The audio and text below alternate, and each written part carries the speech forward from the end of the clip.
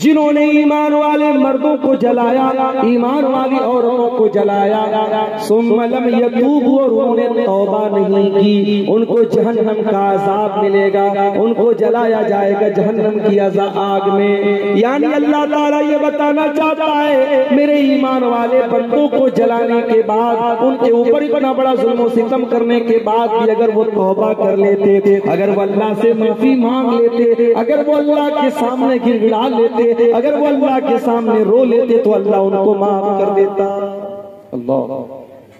اللہ کے ولیوں کے قاتل، ایمان والوں کے قاتل، ایمان والوں کو زندہ جلا دینے والے ظالم، اللہ ان کے بارے میں کہہ رہا ہے اگر وہ توبہ کر لیتے تو ہم معاف کر دیتے۔ میرے پیارے ساتھیوں، ہم اور آپ کہاں کھڑے ہیں؟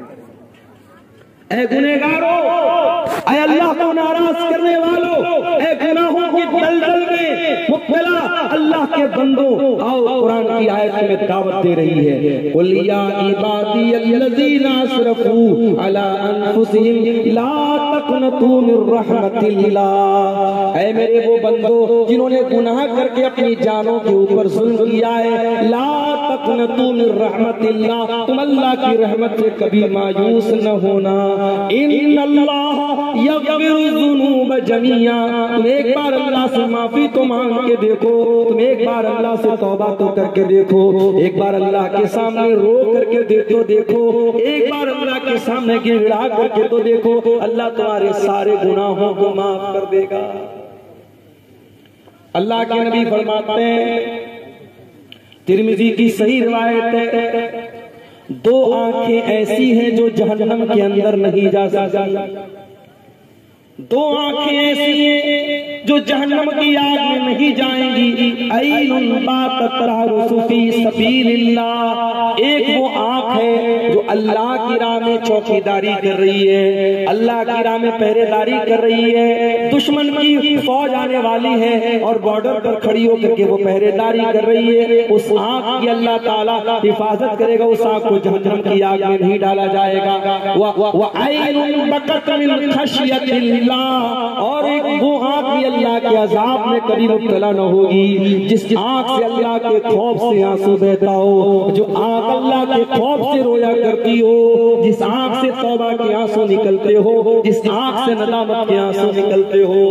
مگر آج ہماری آنکھیں بھی خشک ہو گئی، یہ آنکھیں خشک ہیں مولا، انہیں رونا نہیں آتا، یہ آنکھیں خشک ہیں مولا، انہیں رونا نہیں آتا، کیونکہ آنکھوں کا تعلق دل سے ہے، جب دل کٹھور ہو جائیں گے تو آنکھوں سے آنسو بھی نہیں نکلیں گے۔ میرے بھائی توبہ کرو میرے بھائی، کون سی توبہ؟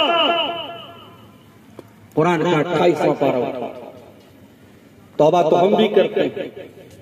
رات میں تقریر سنی نماز کے اوپر، دل میں خیال آیا یار مولانا صاحب نے نماز کے اوپر تقریر کی ہے، آج تک میں نماز نہیں پڑھتا تھا، پڑھنا چاہیے، غلط کرتا تھا میں، رات میں توبہ کر لیا، صبح فجر میں پھر گول ہو گیا، فجر کی نماز پھر نہیں پڑھی۔ شرابی نے رات میں توبہ کی کہ شراب نہیں پیوں گا، صبح پھر شراب کا بوتل لے کے نکل گیا، یہ توبہ نہیں ہے، یہ توبہ کا مذاق ہے میرے پیارے ساتھی۔ اللہ کو کون سی توبہ پسند ہے؟ کون سی توبہ اللہ تعالیٰ کی قبول کی جائے گی اور کون سی توبہ کا کوئی مطلب ہے؟ اللہ کے آؤ دیکھو، قرآن کا 28واں پارہ سورہ تحریم کے اندر اللہ فرماتا ہے، یا ایھا الذین آمنوا توبوا الی اللہ توبۃ نصوحا، اے ایمان والو اللہ سے سچی توبہ، سچی توبہ۔ سچی توبہ کس کو کہتے ہیں؟ نوٹ کر لو، سچی توبہ کے اندر 3 چیزیں ہونی ضروری ہیں۔ سچی توبہ کرنا ہے تو 3 چیزیں ضروری ہیں۔ نمبر 1 الاقلاع عن المعصیہ، جس گناہ سے توبہ کر رہے ہو اس گناہ کو فوراً چھوڑنا پڑے گا۔ شرابی شراب سے توبہ کرنا چاہتا ہے، شراب کو چھوڑنا پڑے گا۔ زانی زنا سے توبہ کرنا چاہتا ہے، زنا کو چھوڑنا پڑے گا۔ بے نمازی توبہ کرنا چاہتا ہے، نماز کی فوراً پابندی کرنی پڑے گی۔ جس گناہ میں انسان مبتلا ہے اس گناہ کو فوراً چھوڑنا پڑے گا، یہ توبہ کی پہلی سیڑھی ہے۔ توبہ کی دوسری سیڑھی، اب تک جتنے گناہ کیا تھا اس کے اوپر شرمندگی ہو رہی ہے، ندامت ہو رہی ہے، اس بات کا احساس ہو رہا کہ ہاں میں نے غلط کیا تھا، مجھے ایسا نہیں کرنا چاہیے تھا، میں نے اللہ کو ناراض کیا تھا، یہ احساس بھی دل میں ہونا چاہیے۔ اور توبہ کی تیسری شرط یہ ہے آئندہ کو گناہ نہ کرنے کا پکا ارادہ کیا جائے۔ تین چیزیں جب تک نہیں پائی جائیں گی تب تک سچی توبہ نہ ہوگی۔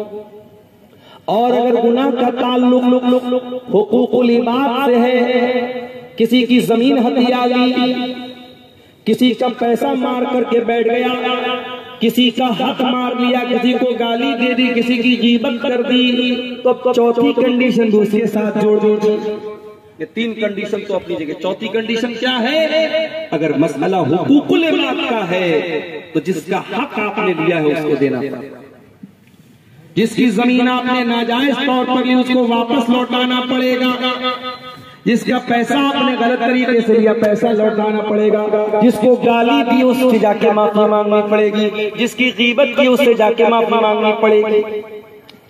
اگر آپ نے پیسے کے بدلے پیسہ نہ دیا، زمین کے بدلے زمین نہ دیا، سونے کے بدلے سونا نہ دیا، کھیت کے بدلے کھیت نہ دیا، تو کل قیامت کے دن سونا کے بدلے زمین کے بدلے کھیت کے بدلے پیسے کے بدلے آپ کو اپنی نماز دینا پڑے گا، آپ کو اپنا روزہ دینا پڑے گا، آپ کو اپنی عبادتیں دینی پڑیں گی، آپ کو اپنی نیکیاں دینی پڑیں گی۔ اور جب نیکی ختم ہو جائے گی اللہ کے نبی فرماتے ہیں سامنے والے کے گناہ انسان کے اوپر لاد دیے جائیں گے، گناہ لاد دیے جائیں گے۔ انسان دنیا میں بڑی محنت سے نیکی کرتا ہے، اللہ کو راضی کرتا ہے، ایک ایک نیکی بڑی قیمتی ہوتی ہے، اور قیامت کے دن ایک ایک نیکی کی بڑی اہمیت ہوگی۔ میرے پیارے ساتھیوں، حقوق العباد میں اگر ہم نے کوتاہی کی ہے تو یہ کوتاہی ہماری نیکیوں کو برباد کر دے گی، اور سامنے والے کے گناہ ہمارے اوپر نعوذ باللہ ثم نعوذ باللہ لاد دیے جائیں گے۔ اس لیے اللہ کہتا ہے یا ایھا الذین آمنوا توبوا الی اللہ توبۃ نصوحا، اے ایمان والو جب توبہ کرنا ہے تو سچی توبہ کرو، جب سچی توبہ کرو گے عسیٰ ربکم ان یکفر عنکم سیئاتکم، تب اللہ تعالیٰ تمہارے گناہوں کو مٹا دے گا، ویدخلکم جنات تجری من تحتہا الانہار، اور اللہ تعالیٰ تم کو جنت میں داخل کرے گا۔ ایک بات اور بتاؤں گا، ایک ہوتی ہے حدیث قدسی، نام سنا ہے حدیث قدسی کا؟ حدیث قدسی کس کو بولتے ہیں؟ جب اللہ کے نبی صلی اللہ علیہ وسلم یہ کہیں کہ اللہ تعالیٰ فرماتا ہے تو اس حدیث کو حدیث قدسی کہتے ہیں۔ اب سوال یہ پیدا ہوتا ہے جب حدیث قدسی میں بھی اللہ تعالیٰ فرماتا ہے اور قرآن میں بھی اللہ تعالیٰ فرماتا ہے تو قرآن میں اور حدیث قدسی میں کیا فرق ہے؟ فرق ہے قرآن کی تلاوت ہوتی ہے، حدیث قدسی کی تلاوت نہیں ہوتی۔ قرآن کے الفاظ بھی اللہ کی طرف سے ہیں اور حدیث قدسی کے الفاظ نبی کی طرف سے ہیں، لیکن معنی اللہ کی طرف سے۔ اب میں جو حدیث آپ کو سنانے جا رہا ہوں وہ حدیث قدسی ہے، ذرا غور سے سنو۔ ترمذی کی صحیح روایت ہے، اللہ کے پیارے نبی فرماتے، اللہ تعالیٰ فرماتا ہے اے آدم کی اولاد، اے آدم کے بیٹے، جب تک تو مجھ سے امید لگائے رہے گا، جب تک تو مجھ سے معافی مانگتا رہے گا، میں تجھے معاف کرتا رہوں گا، ولا ابالی، میں کسی کی کوئی پرواہ نہیں کروں گا۔ اللہ کو کسی کو جواب نہیں دینا ہے، اللہ کو کسی کو حساب نہیں دینا ہے، اللہ کو کسی کا ڈر نہیں ہے۔ اللہ سے تم جب جب معافی مانگو گے، جب جب توبہ کرو گے، اللہ تمہیں معاف کرنے کو تیار ہے۔ یا ابن آدم لو بلغت ذنوبک عنان السماء ثم استغفرتنی غفرت لک ولا ابالی، اے آدم کے بیٹے اگر تو اتنے گناہ کر دے تیرے گناہوں سے آسمان کے کنارے بھر جائیں، اتنا تو گناہ کر دے تیرے گناہوں سے آسمان کے کنارے بھر جائیں، اللہ تعالیٰ کہتا ہے میرے بندے اتنے گناہ کرنے کے بعد بھی تو آ کر کے مجھ سے معافی مانگے گا، مجھ سے استغفار کرے گا، مجھ سے توبہ کرے گا تو میرے بندے میں تجھ کو معاف کرنے کو تیار ہوں۔ اے میرے بندے اگر تو زمین بھر کے گناہ کر کے آئے گا اور میرے ساتھ تو شرک نہیں کر رہا ہوگا، تو توحید کو لے کر کے آئے گا، تو سچی توحید کو لے کر کے آئے گا، اور پھر تو مجھ سے معافی مانگے گا، اے میرے بندے میں زمین بھر کے مغفرت کو دینے کو تیار ہوں۔ یہ ہے اللہ کی رحمت۔ اللہ کے عذاب پر آپ نے بہت تقریریں سنی ہیں، اللہ کے غضب پر بہت تقریریں سنی ہیں۔ آج آئیے ذرا اللہ کی رحمت کا بھی آپ کو ذرا نقشہ کھینچ کے دکھاتا ہوں، اللہ کتنی رحمت والا ہے، اللہ کتنے کرم والا ہے۔ اللہ کے نبی فرماتے ہیں بنی اسرائیل میں ایک آدمی تھا جو 99 لوگوں کا قاتل تھا، 99 لوگوں کا اس نے مرڈر کیا تھا، خون کیا تھا۔ 99 لوگوں کا قتل کرنے کے بعد اس انسان کے دل میں توبہ کا خیال آیا۔ اس نے پوچھا کہ اس دور کا سب سے بڑا عالم کون ہے؟ لوگوں نے عالم کا پتہ نہ بتا کر کے راہب کا پتہ بتا دیا۔ عالم کا کام عالم ہی کرے گا، اگر عالم کا کام کسی غیر عالم سے لوگے تو غلط راستے پر چلے جاؤ۔ آج یہی ہو رہا ہے، انٹرنیٹ پر آپ دیکھ لیجئے، آج عورتیں بھی تقریر کر رہی ہیں اور مسئلے مسائل بیان کر رہی ہیں، اور باقاعدہ فیس بک کے اوپر میں نے دیکھا کہ میاں بیوی کے جو پرائیویٹ مسائل ہیں، جو میاں بیوی کے آپس کے ملاقات کے مسائل ہیں، جو بہت ہی پرائیویٹ قسم کے مسائل ہیں، ان کو مسالے لگا لگا کر کے نقاب پہن کر کے عورت بیان کر رہی ہے، صرف اس لیے تاکہ اس کو ویو زیادہ سے زیادہ مل جائے، اس کے چینل کو سبسکرائبر مل جائے، اس کو فیس بک پر کمائی کا ایک اڈا مل جائے۔ آج کتنی عورتوں نے اور کتنے جاہل قسم کے لوگوں نے جو عالم بھی نہیں ہیں، اس طریقے کے مسائل، جو سہاگ رات کا مسئلہ ہے، میاں بیوی کی ملاقات کا مسئلہ ہے، عورتوں کے پیریڈ کا مسئلہ ہے، اس کو مسالے لگا لگا کے بیان کرتے ہیں۔ میرے پیارے ساتھیوں، اس لیے میں کبھی کبھی کہتا ہوں یہ انٹرنیٹ بہت کام کی بھی چیز اور بہت بڑا فتنہ بھی ہے۔ کل تک یہ یوٹیوب نہیں تھا، یہ انٹرنیٹ نہیں تھا، بنارس سے عبدالغفار صاحب آپ کے بیچ میں آتے تھے، تبھی آپ ان کو سن پاتے تھے۔ آج تو کتنے علاقے ایسے جہاں میں نہیں پہنچ پاتا ہوں، لیکن یوٹیوب کے ذریعے وہاں پر پہلے سے میں پہنچ چکا ہوں۔ کئی علاقوں میں جاتا ہوں، بوڑھے لوگ میرے پاس آتے ہیں، مجھ کو گلے لگا کے کہتے ہیں مولانا آج تک آپ کو یوٹیوب پر سنا کرتے تھے، آج پہلی بار آنکھوں سے آپ کو دیکھ رہے ہیں۔ کتنے لوگوں نے بتایا کہ ان کی مائیں رات میں تقریروں کو سن کر کے سوتی ہیں، تقریر سنے بغیر ان کو نیند نہیں آتی ہے۔ اس موبائل کی آپ خوبی کہہ سکتے ہیں، اس موبائل کی آپ ایک بہت بڑی صفت کہہ سکتے ہیں، لیکن آج اس انٹرنیٹ میں، اس موبائل میں آج اس کا بہت غلط استعمال بھی ہو رہا ہے۔ میرے بھائی، جو بے حیائی والا استعمال ہو رہا ہے اس کو جانے دیجئے، دین کے نام پر بھی اس موبائل کا بہت غلط استعمال ہو رہا ہے۔ آج کتنے چینل ایسے ہیں جس پر فضول قسم کے واہیات قسم کے اسلامک ویڈیوز بنائے جا رہے ہیں، مرچ مسالہ لگا کر کے، کہیں کی اینٹ اور کہیں کا روڑا جوڑ کر کے، تھمنے لگا کر کے ویڈیو بنائے جا رہے ہیں۔ اس تقریر کے اندر جو بات بیان نہیں ہوئی ہے اس بات کو تھمنیل کے اندر پیش کیا جا رہا ہے، صرف اس لیے تاکہ چینل کو زیادہ سے زیادہ دیکھنے والے مل جائیں، تاکہ ویڈیو کو زیادہ سے زیادہ دیکھنے والے مل جائیں۔ عالم کا کام عالم سے لینا ہے، غیر عالم سے لوگے تباہی اور ہلاکت ہے۔ میں کہتا ہوں بہت بڑے بڑے لوگ، میں نام نہیں لوں گا، اس دور کے بہت بڑے بڑے اسکالر ہیں، مگر ان کا میدان کیا ہے؟ اگر ایک اسکالر کا میدان اسلام کی تبلیغ کر رہا ہے، اگر اس کا میدان یہ کمپیریٹیو ریلیجن پر وہ کام کر رہا ہے، وہ ہندوازم سے اور عیسائیوں سے اسلام کا مقارنہ کر رہا ہے، اور انجیل سے اللہ کے نبی کی پیشن گوئی کو نکال کے بتا رہا ہے، ویدوں سے اور گیتا سے اسلام کی حقانیت کو ثابت کر رہا ہے، بہت اچھی بات ہے، بہت اچھی بات ہے۔ ایسے اسکالر سے ہم فائدہ اٹھائیں گے، مگر اس کو مفتی بنانے کا کام نہیں کریں گے۔ اس کا جو میدان ہے اس میدان میں اس سے کام لیں گے، مگر نماز کا طریقہ ہم اس سے نہیں پوچھیں گے، ہم حیض و نفاس کا مسئلہ اس سے نہیں پوچھیں گے، ہم نکاح اور طلاق کا مسئلہ اس سے نہیں پوچھیں گے۔ اس کے لیے ہمارے پاس علماء موجود ہیں، اس کے لیے ہمارے پاس مفتی موجود ہے، اور آج یہی ہو رہا ہے۔ ہر آدمی عالم بنا ہے، ہر آدمی مفتی بنا ہے۔ یوٹیوب پر آپ چلے جائیے، کوئی بھی مسئلہ آپ ٹائپ کیجئے، علماء کے جواب آپ کو کم ملیں گے اور جاہلوں کے جواب آپ کو زیادہ ملیں گے۔ بڑے بڑے علماء سوال کا جواب دینے سے پہلے کانپتے ہیں، ٹائم مانگتے ہیں، موقع مانگتے ہیں کہ نہیں صاحب میں مطالعہ کر لوں گا، اسٹڈی کر لوں گا، اس کے بعد جواب دوں گا۔ اور جاہل کی ہمت کیا ہے؟ جاہل کی ہمت یہ ہے 4 کتابیں اس نے انگلش میں پڑھی ہے، قرآن کو اس نے ڈھنگ سے نہیں پڑھا ہے، حدیثوں کو اس نے بھی ڈھنگ سے نہیں پڑھا ہے، بس 4-5 اس نے انگلش کی کتابیں پڑھی ہے، اور وہ آتا ہے اور اسٹیج لگاتا ہے اور کہتا ہے آسک می بردر، مجھ سے سوال پوچھو۔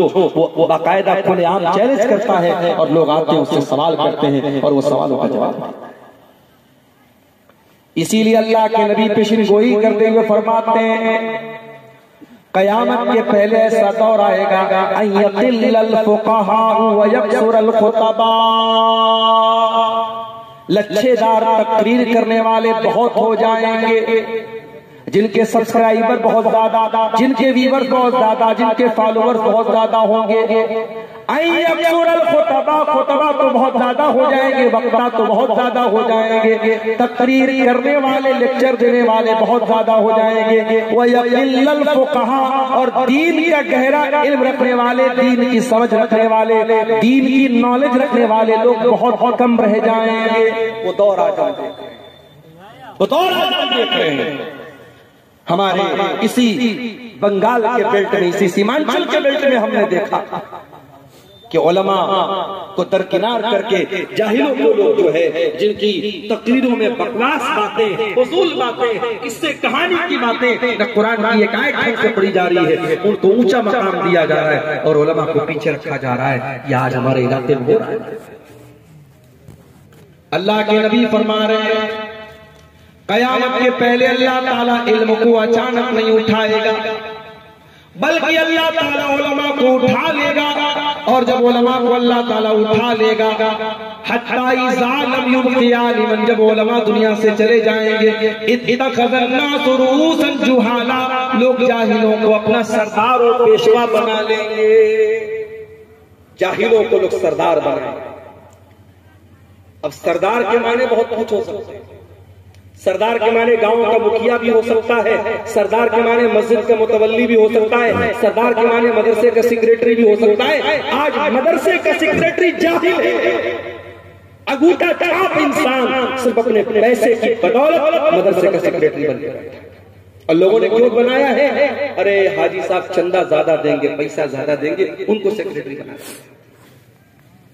میرے پیارے ساتھیوں، جاہلوں کو لوگ سردار بنا لیں گے اور ان کو مفتی بنا لیں گے، اور لوگ ان سے آ کر کے فتویٰ پوچھیں گے، اور جاہل جب فتویٰ دیں گے فَضَلُّوا وَأَضَلُّوا، خود بھی گمراہ ہوں گے، دوسروں کو بھی گمراہ کریں گے۔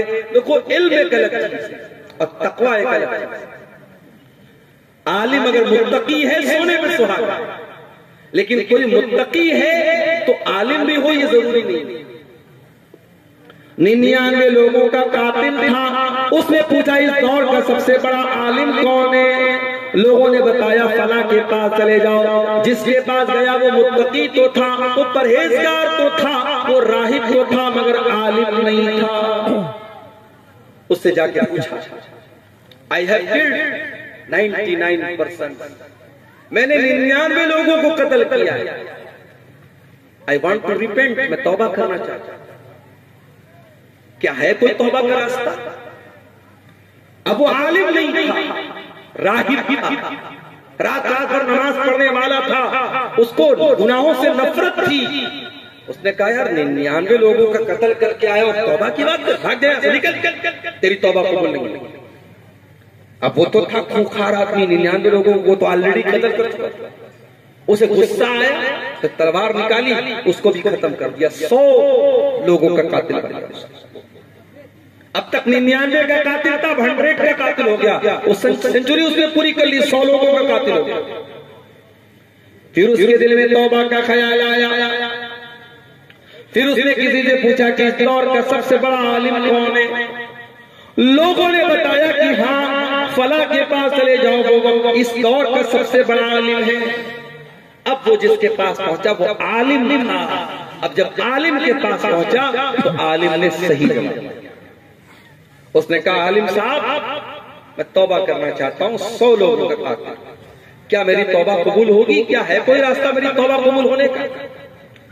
اس عالم نے بڑا پیارا جواب، اس نے کہا من یحول بینک و بین توبتک، اگر تو توبہ کرنا چاہتا ہے تو تیرے اور تیری توبہ کے بیچ میں رکاوٹ نہیں بن سکتا، کوئی رکاوٹ نہیں بن سکتا، تو توبہ کر سکتا ہے، لیکن ہاں تجھے توبہ کرنے کے لیے وہ بستی چھوڑنی پڑے گی، وہ علاقہ چھوڑنا پڑے گا۔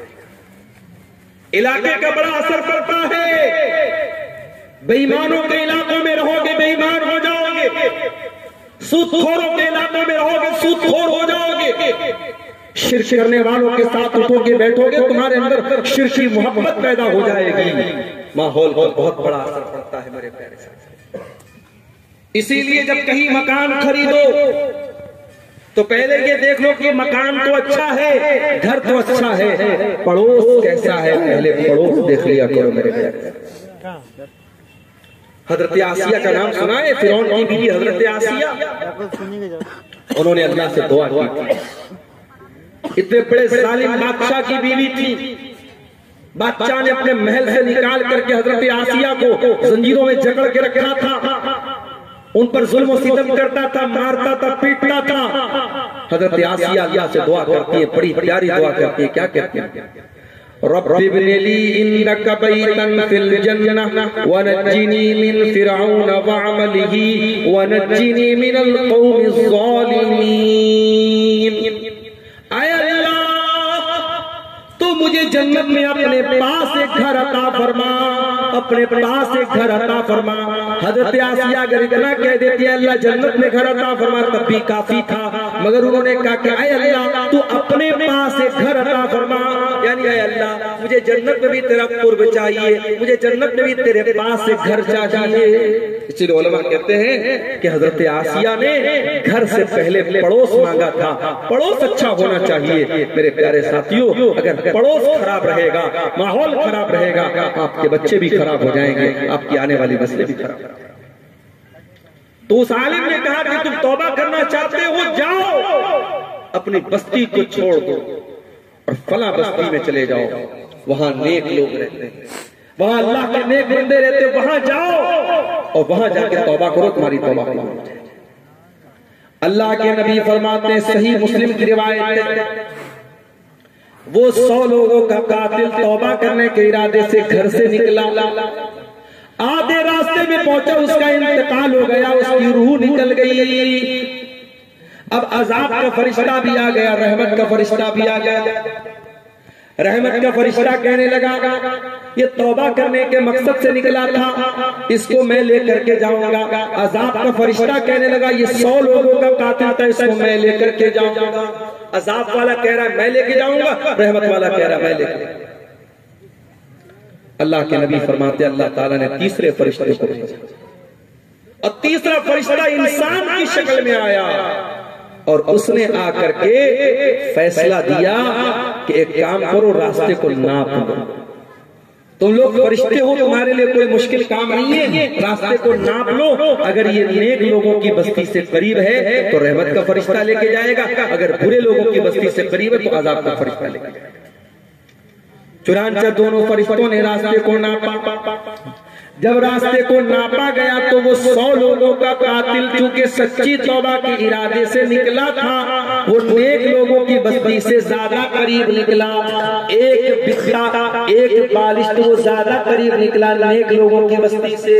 چنانچہ رحمت کا فرشتہ اس کو لے کر کے گیا، 100 لوگوں کا قاتل اللہ کی رحمت کا حقدار بن گیا۔ میرے پیارے ساتھیوں، اللہ کی رحمت سے کبھی مایوس نہ ہونا، سچی توبہ کرو، اللہ ضرور آپ کی توبہ کو قبول کرے گا۔ ارے اگر تم سچی توبہ کر لو گے، قرآن کہتا ہے سچی توبہ کرنے کا انعام کیا ملے گا۔ قرآن کا 19واں پارہ اٹھاؤ، اللہ تعالیٰ فرماتا ہے والذین لا یشہدون الزور والذین لا يدعون مع اللہ الہا آخر ولا يقتلون النفس التي حرم اللہ الا بالحق ولا يزنون۔ اللہ نے 3 بڑے بڑے گناہوں کا نام دیا۔